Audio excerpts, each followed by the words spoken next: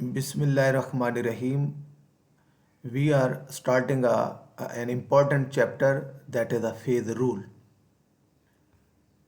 We will see the detail of phase rule, which are the important point, and what is the importance of the phase rule. First of all, we see the introduction. Introduction of the phase rule. An American physicist J. Willard Gibbs introduced the phase rule in 1876 on the basis of thermodynamics principles. सबसे पहले introduce phase rule को करवाने वाले हैं Willard Gibbs. And this phase rule is an important tool used for the quantitative study of a system in equilibrium. कोई system है जो कि इक्विलिब्रियम में है, उनको हम क्वांटिटेटिवली स्टडी कर सकते हैं.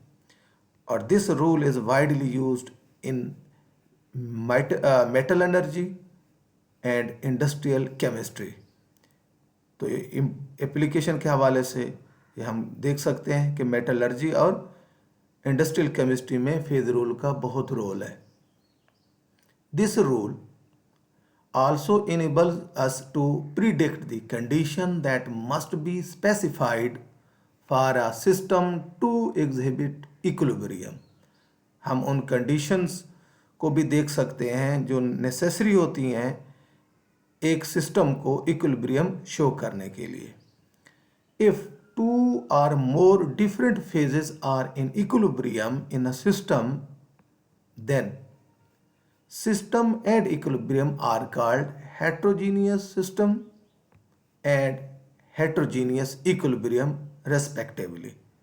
यानी कि हमारे पास दो या दो से ज़्यादा फेसेस हैं, इक्विलिब्रियम में हैं, और उस इक्विलिब्रियम को अगर हम स्टडी करना चाहेंगे तो उसको हम हेट्रोजीनियस इक्विलिब्रियम का नाम देंगे और उस सिस्टम को हेट्रोजीनियस सिस्टम का नाम देंगे. और such type of systems can be study by the help of phase rule. तो फेज रूल हेल्प करता है हेट्रोजीनियस सिस्टम को स्टडी करने में. This rule also predicts qualitatively the effect of temperature, pressure and concentration on a heterogeneous equilibrium. Heterogeneous equilibrium पर temperature का क्या effect है, प्रेशर का और कंसंट्रेशन का. तो ये रूल क्वालिटेटिवली इफेक्ट बताता है इन पैरामीटर का, हेट्रोजीनियस इक्विलिब्रियम पे इनका क्या इफेक्ट होगा. And next we see Gibbs phase rule. Gibbs phase rule है क्या? In a heterogeneous system. Heterogeneous system आप जानते ही हैं, अगर सिस्टम होमोजीनियस नहीं है, उसके अंदर जो मुख्तलिफ पार्ट्स हमें नज़र आए तो उसको हम हेट्रोजीनियस का नाम दे देते हैं. फॉर एग्जांपल हमारे पास ग्लूकोज का हमारे पास सॉल्यूशन है तो ये होमोजीनियस कहलाएगा.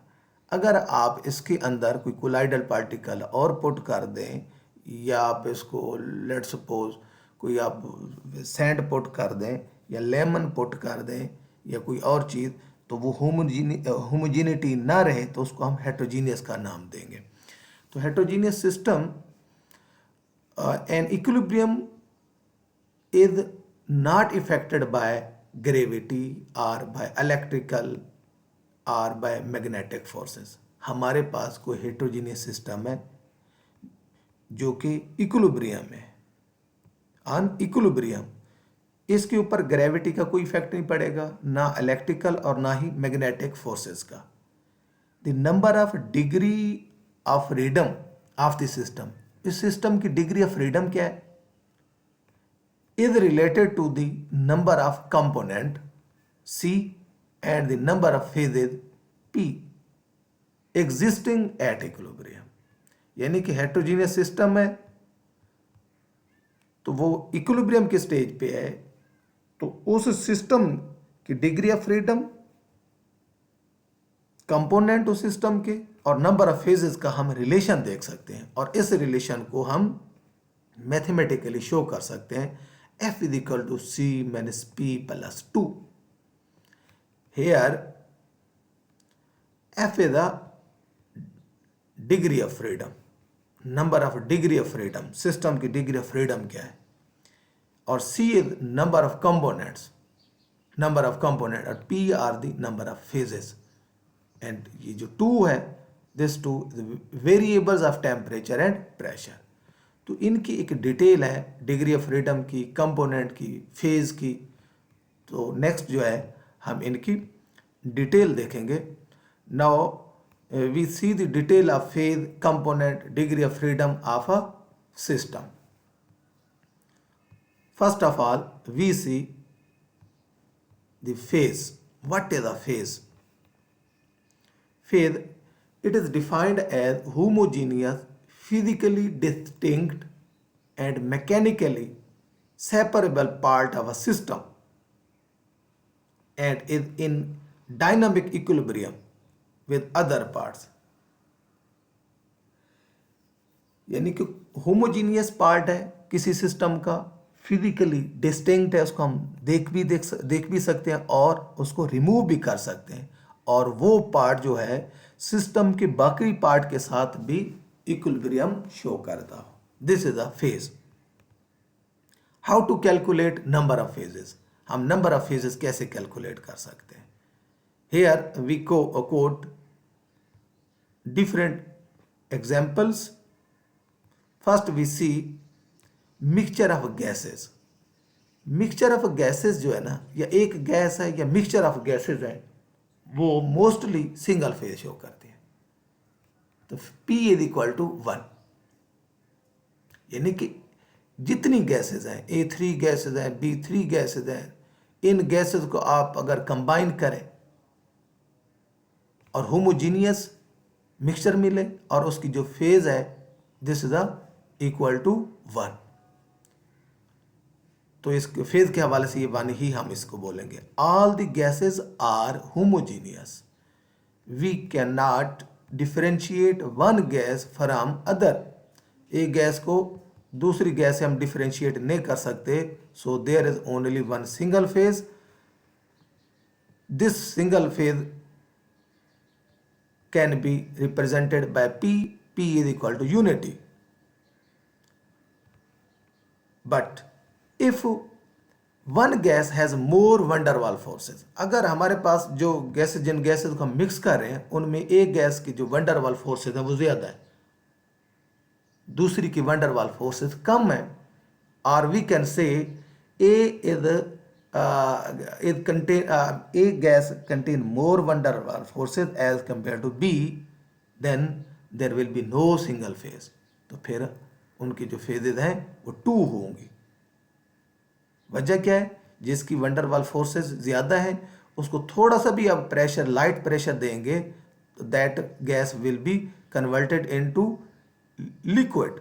लिक्विफाइंग एबिलिटी शो करेगा, लिक्विड में कन्वर्ट हो जाएगी, और दूसरी जो गैस है that will remain in gaseous phase, और एक gaseous phase में रहेगी and second one will be converted into liquid. So on the basis of van der Waals phases, more than one phases can exist. Next we see the solution. Solution को हम मुख्तलिफ group में classified करते हैं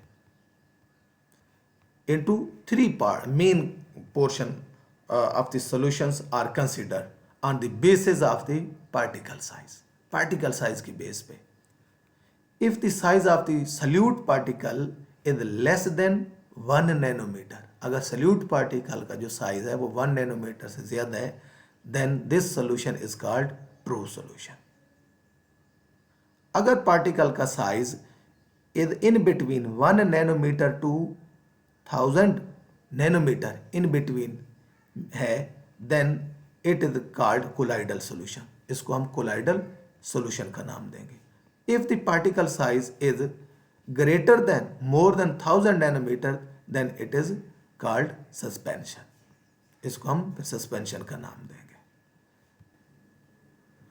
Colloidal solutions are treated as heterogeneous solution focus करें हम colloidal solution को, इनको हेट्रोजीनियस सोल्यूशन या हेट्रोजीनियस सिस्टम का नाम देते हैं।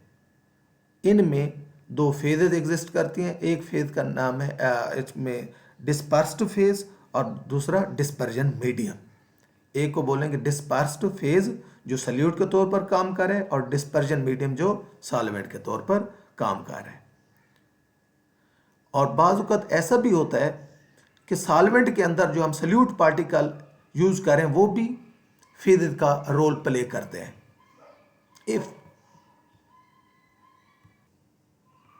If there is solvent having different types of colloidal particles, for example, we have a water as a solvent, and this solvent has silver iodide particles and silver chloride particles. These two particles or solute particles are present in water, then we can note that there are three different phases.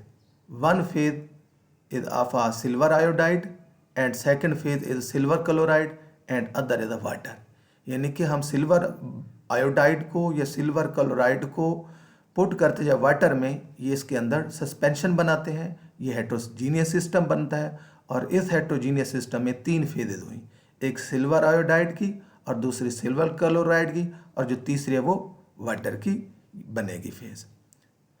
तो so we can write here phases are equal to number of solutes and solvent। तो इस case में salute 2 है और solvent 1 है तो 3 phases हुई। और जो ट्रू सॉल्यूशन है, ट्रू सॉल्यूशन होमोजीनियस होता है तो उसकी फेज को हम 1 कंसिडर करते हैं। Next we see role of polarity. You know polar solute is dissolved in polar solvent. Polar solute is dissolved in polar solvent and we get one phase। और इसी तरह फॉर एग्जांपल हमारे पास water है और ethyl alcohol को mix करें तो दोनों पोलर हैं और इनकी फेज एक होगी। नॉन पोलर को नॉन पोलर में डिजॉल्व करें तो उसकी फेज भी एक होगी। यानी कि कार्बन टेट्राक्लोराइड है और डाई इथाइल ईथर है तो इनकी फेज भी एक होगी। If we combine polar and non-polar, then we get a heterogeneous system। उनमें फेजेस डिफरेंट होंगी। वाटर को और कार्बन टेट्राक्लोराइड को हम मिक्स करें then we get this heterogeneous system and here phases will be 2। दो फेजेस यहाँ मौजूद होंगी। और next we see gas in contact with liquid. Gas भी होमोजीनियस यानी सिंगल फेज बना सकती है लिक्विड के साथ और हेट्रोजीनियस भी। ये डिपेंड करता है गैस की सॉल्युबिलिटी पे। अगर कोई गैस है is more soluble in water, we get a single phase. And if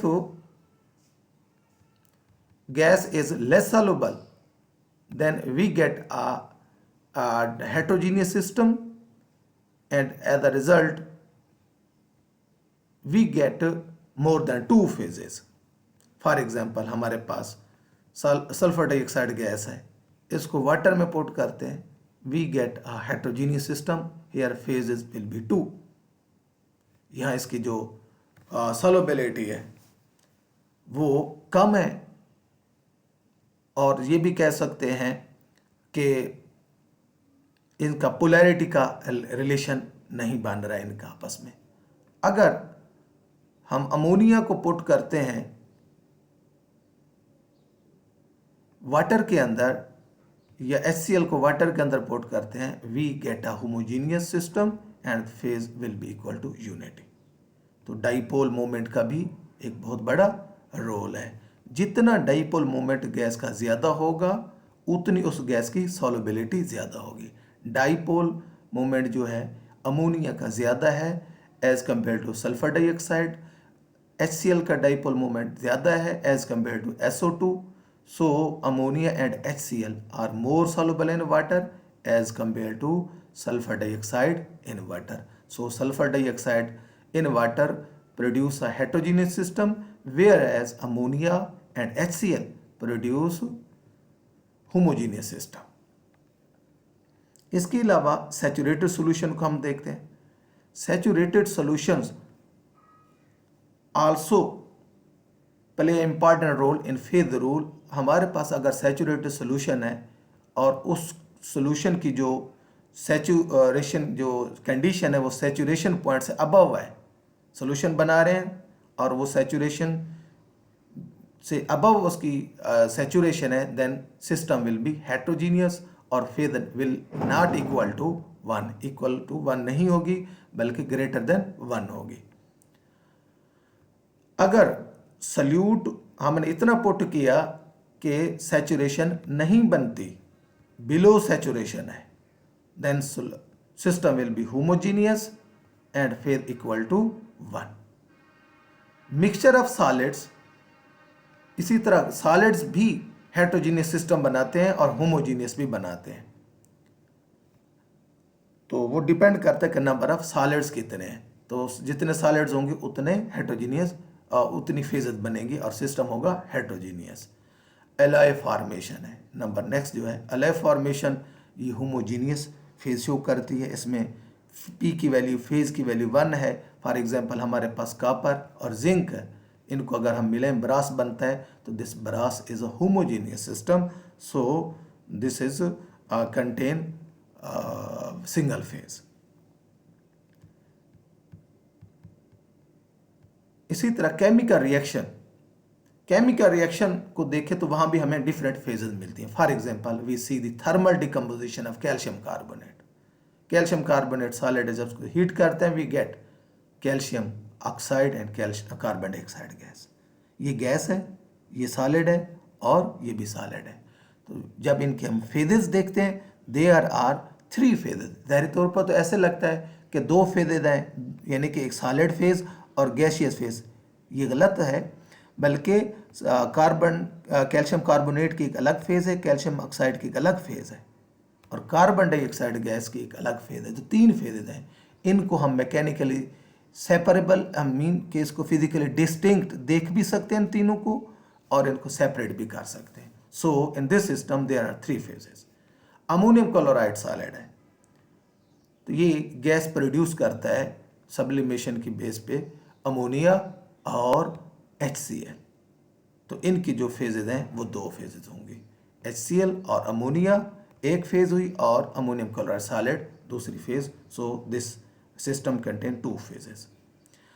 और नेक्स्ट हम देखते हैं हाइड्रेटेड सॉल्यूशन, यानी कि कुछ कंपाउंड ऐसे होते हैं that contain water of crystallization. For example copper sulphate pentahydrate है, ठीक है, इसके अंदर 5 मॉलिक्यूल है. दूसरा कॉपर सल्फेट, इसके अंदर 3 मॉलिक्यूल है. Water of crystallization are 3. This copper sulphate contain 1 water of crystallization. अगर इन तीनों को मिला दें तो हमें फील ऐसे होगा कि एक ही होमोजीनियस सॉल्यूशन बनेगा. Actually these are different component. जब इनको हम मिक्स करेंगे वी विल गेट 3 फेजेस. एक फेज होगी कॉपर सल्फेट पेंटाहाइड्रेट की और एक फेज होगी कॉपर सल्फेट ट्राईहाइड्रेट की और एक फेज होगी कॉपर सल्फेट मोनोहाइड्रेट की. तो 3 फेजेस एक्सिस्ट. और नेक्स्ट जो है ये भी हम कह सकते हैं कि when quantity of water or water of crystallization changes then color also changes. तो ये कलर भी इनके वेरी कर जाएंगे. जैसे ही number of crystallize water molecules change होंगे तो इनका कलर भी चेंज हो जाएगा. और एक टर्म यूज करते हैं इक्विलिब्रिया की. इक्विलिब्रिया क्या है जी? when no change with time. When we take water in a closed container, then it evaporate there at the surface of the water. There will be the gaseous state of the water. ठीक है, जब हमारे पास water है तो water evaporation से vapour बनाएगा और इस तरह हम कह सकते हैं इस क्लोज्ड कंटेनर के अंदर गैसियस स्टेट भी है और लिक्विड स्टेट भी है, दोनों है और दोनों का रेट बराबर होगा. रेट ऑफ एवेपोरेशन और रेट ऑफ कंडेंसेशन दोनों अगर इक्वल हो जाएं तो हम इसको बोलेंगे इक्विलिब्रियम.